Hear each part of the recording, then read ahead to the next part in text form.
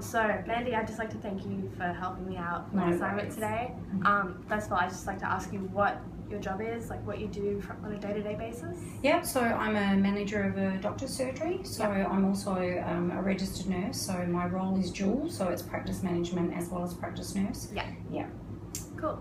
So how important do you find communication between your staff, between clients, all that kind of thing? How important is that for your workplace? So it's really important, I think, in the healthcare industry. So internally with staff, it's important because of the fact that you have to ensure that messages are consistent between everybody, particularly for patient follow-up. Yeah, of course. We also deal in communications with external bodies, so we deal with hospitals, specialists, other GP surgeries. We have a lot of transferring of information that goes on, as well as communicating with patients internally in the surgery, as well as outside of the practice as well. So if that communication was to go awry, what kind of consequence would that have on your whole workplace? So I suppose you could break it down into staff. If there was a lack of communication in staff when they're swapping over with their shifts, if one person's not sure what they were meant to complete task-wise in the afternoon, that means that then obviously that can have an effect on the patient as well. Breakdown in communication of sending communications externally is one of the biggest issues.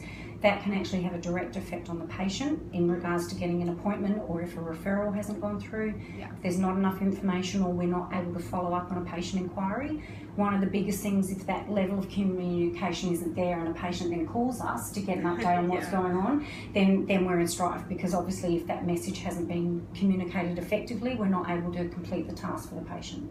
So what you're saying is, if there is an effective communication, a lot of things don't get passed on, and it's not an efficient management of the patients, of the clients. And in health, it sort of has a direct impact on patient outcomes in a big way. Of course. So can you think of a time where that's gone particularly badly? I think what can happen is if a patient is given an impression that a task is going to be completed for them. So if they ring in the morning and they're told that we should have an answer for them by the end of the day, what happens is if you haven't done that task and you haven't got back to that patient and then they phone back for that answer, it's really disappointing for the patient, because they don't understand sometimes what's gone wrong in the processes internally for them not to have an answer at the end of the day. That has a big effect on trust issues with patients as well. If somebody commits to something and says that they're going to follow through, then when the patient rings back and that task hasn't been done, or there's missing information, or somebody says, oh, I didn't know that you'd rung, or I didn't know you'd inquired, that really can be very irritating and disappointing for the patient. So we try our best to ensure that methods of communication are consistent so that we can follow through with those inquiries. So do you find that building that trust between patient and the people that you work with, do you find that that's really important in your workplace? Yeah, very.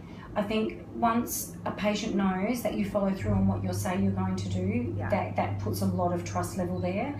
Patients share a lot of personal information, and a lot of trust is put into the place of you when you're either in a vulnerable position or you're unwell. So when somebody commits to say that we will help you, if at the end of the day you can't follow through with that, or you haven't been able to refer them on to someone who can help them, that level of trust is vital in a doctor-nurse-patient relationship, for sure. I can really see how that would be so important. Yeah, very. So on the flip side to that, can you think of a time when it's been really efficient, the communication's been great, and things have just gone really, really smoothly? So probably one of the ways was that when we started not leaving post-it notes. So in workplaces, there's a really good format of communication called yellow post-it notes. So we had big issues where they would be just put down on a desk. Then if somebody didn't feel that that was imperative or important, and they would just leave it sit there.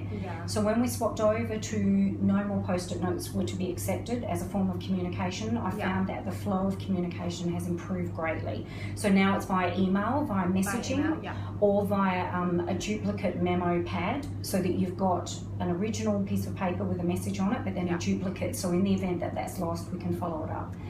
So I find that it increases the amount of accountability for somebody, and also a better follow-up process. someone in health is such a busy time, and you can literally be seeing 25 to 30 different people within 6 hours. Yeah. If someone told you something in the morning, by 3 in the afternoon, it could easily slip your mind what someone asked you to do. Yeah. Whereas sort of in an email, you can request read receipts, so then you know that the person read your message at the other end as well. It just formalises the whole process. So we found that that's had a really good outcome for us, and we're not chasing our tails as much following up patient inquiries. So like, by having a method of communication, I guess that is easier to track, like, definitely, you know, just see there that someone else can see it, take it, so much easier than just the process. Absolutely. Yeah. So we have formalised message books as well. So there's a manager book, a reception message book, so that for the internal staff whose role it is to manage the front desk, they can communicate at a better level with each other. Because we 2 different staff work in the one day, that morning person can be really busy, and if you just verbally tell somebody something, look, this afternoon you've got to do this, this and this, very difficult, because you could just spend the next 4 hours answering phones, and if it's not written down and documented, it's a lot harder to follow up. Exactly. Yeah, so that's improved everything. So so they're one of the ways that we've done it. Okay, that's 5 minutes. That's perfect. Excellent. Very good.